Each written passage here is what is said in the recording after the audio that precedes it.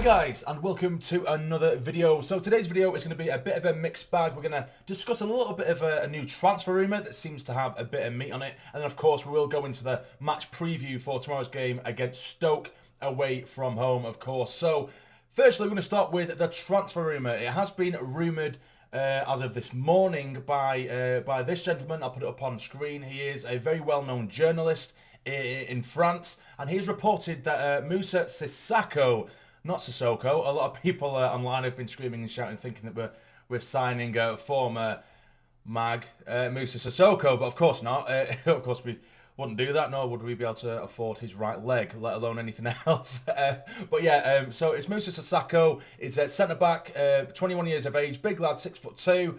I think he played for PSG previously. He didn't make a first team appearance for PSG, but I think he played 24, 25 times for the PSG B team. And then before moving to Standard Liège, where he got himself 24, 25 caps again. He has made an appearance as well, a singular appearance for his international team, Mali. So it's another young lad with plenty of first team experience somewhat. And again, it's another one that fits the bill. But this has been reported by, say, like this guy from a really high up journalist in France. He's got like 150,000 odd followers, which I know doesn't mean everything, but generally, he works for the...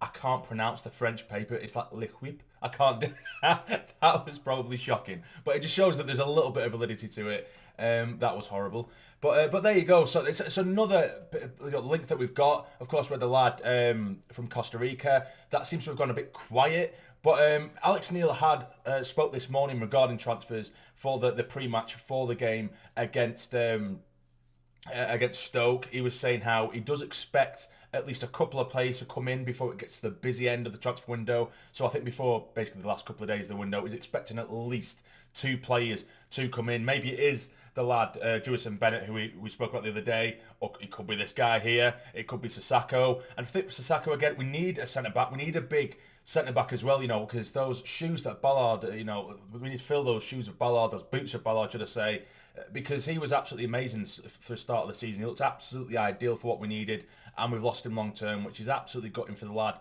But anyway, so moving on. So that is the potential signing we could be going for. There seems to be a lot of meat on that, as I say. I believe that he did nearly sign for Burnley, but they couldn't agree terms, and now he is firmly in talks with Sunderland. That is what is loosely translated to the bit that I've shown before. That's sort of tweet from the journalist, pretty much saying that they had talks with Burnley, didn't go to plan, and now he's firmly in talks with Sunderland. So that is pretty much what he's saying, loosely translated anyway. But yeah, so let's move on to the preview for tomorrow's game. So particularly on Stoke, of course, they've had a mixed bag start to the season. I think they've won 1, drew 1, and lost 2. At home, they're still unbeaten with a win and a draw. So it's going to be difficult. It always is a difficult place to go there anyway. But, of course, I couldn't watch the Sheffield United game in full. I have seen extended highlights and a lot of, I've read a lot, seen what's gone on type thing. But to me, it looks as though, had we not had that sending off, and of course in the sending off Daniel, I think it was 100% a red card. I know some people have tried to claim that Luke O'Nine's the last man, but he's getting nowhere near it. I think that's just clutching at straws. Dan Neil shows a little bit of inexperience there. He would have been clear on goal. He's got a bit overly excited and he's took his man down. But I think had we not had that sending off, from what I've seen, we more than held our own against one of the best sides in the division. So, had Daniel not got sent off, we could have easily gone on to win that game. And even then, we didn't play particularly badly. Yes, of course, when we conceded so early in the second half, that's not great. But we still kept going. Our sort of mentality was excellent. We got the press going. Gooch managed to get one back. And, it gave us something to shout about. With 10 men against a side like Sheffield United, as I say, to pull that kind of performance out. Patterson pulled off some excellent saves as well, but it just gives us a lot to be positive about, despite it being a defeat. There's a lot to be positive about there. Patterson, as I was just about to allude to, he's come under sort of a mixture. There's people fighting each other essentially on social media about whether he's good enough or not. In terms of, instinct saves, quick save, reflexes, I think he's top draw. I think he's excellent. But I do agree with a lot of people that he has a lot to work on when it comes to commanding your area, or his positional work when he's trying to command the area, when crosses are coming across or coming into the box. Sometimes he can really leave himself adrift with his positional awareness, maybe not strong enough when we're making a decision, or he needs to make those snap decisions, he needs to make them more intelligently and quickly. Otherwise it can really cost us. But yeah, in terms of Patson himself, I think he is a good goalkeeper. I do think we need another one. I do, but there we go. But we are going to be going up against Stoke, and usually, like I say, I do put up the graphic for what I would like to see, but it's pretty much going to be 100% unchanged from the side that went up against Sheffield United, except of course Dhannoo won't be able to start, and if Evans is fit, I would sit him in there alongside Embleton, because I don't think it, because Embleton, as I keep on saying, I keep on arguing, people think he's terrible, then others will agree with me, I think he's good.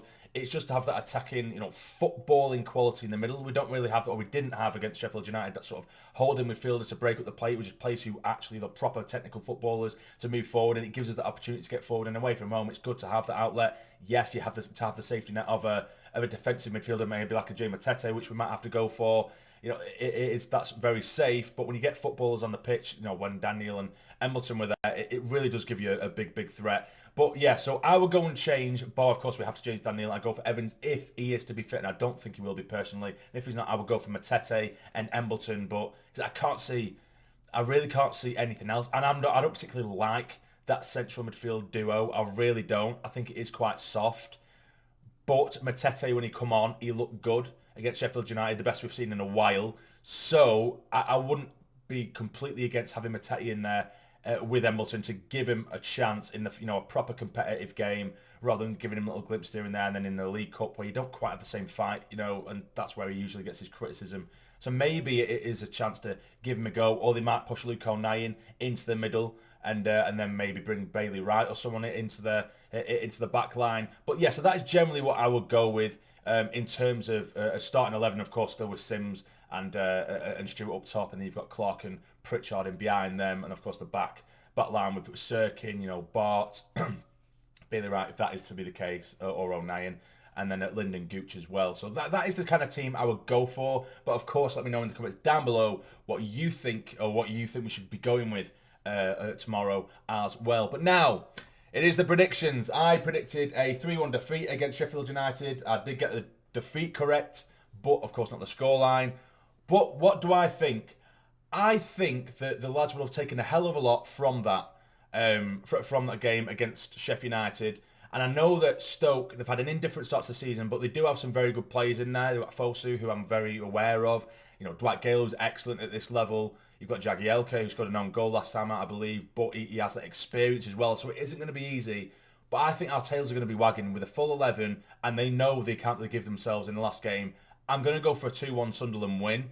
Whether that's going to be the case, I'm not too sure, but that is what I'm going to go with, and I'm also going to go with a Sims double. That's what I'm going to go with. And I do think we're going to score first. I think they will equalise, and I think maybe midway through the second half, Sims will get himself his second of the game to make it 2-1 Sunderland. So that is the prediction I am going to go with, guys. So that is a little bit of news in terms of transfers. Let me know what you think about the potential signing of Moussa Sissako. And of course, who would you start against Stoke? Would you go and change with just the one change in there? Because the forced change anyway, of course, because Dhannoo is going to be banned, suspended. And of course, what score do you think is going to be? It's always interesting to see what you guys think in the comments down below. Now, again, unfortunately, for like the third game in a row, I won't be able to do a review until the following day. With my work schedule, it can literally just fall. I'm doing like 4 24-hour shifts in the space of a week, which is utterly disgusting. It's minging and I'm exhausted. But unfortunately, it seems like every work shift is just falling on match days at the minute. And it's really pissing me off because I can't do my match reviews till the next day. But tomorrow, I should be able to watch the game whilst I'm at work. So I'm going to get on the next day. I will do a review straight away for you guys. But that is everything, guys. If you have enjoyed, please hit the like button for me. Subscribe if you are new. We've just passed 15,000. Let's not stop there. Come on, guys. If you are a regular viewer and you just haven't quite hit subscribe yet, it happens. I do it with other YouTubers all the time, and I'm watching them and I think, shit, I haven't subscribed yet. Press the subscribe button. It means the world. But either way, you guys take care and stay jammy.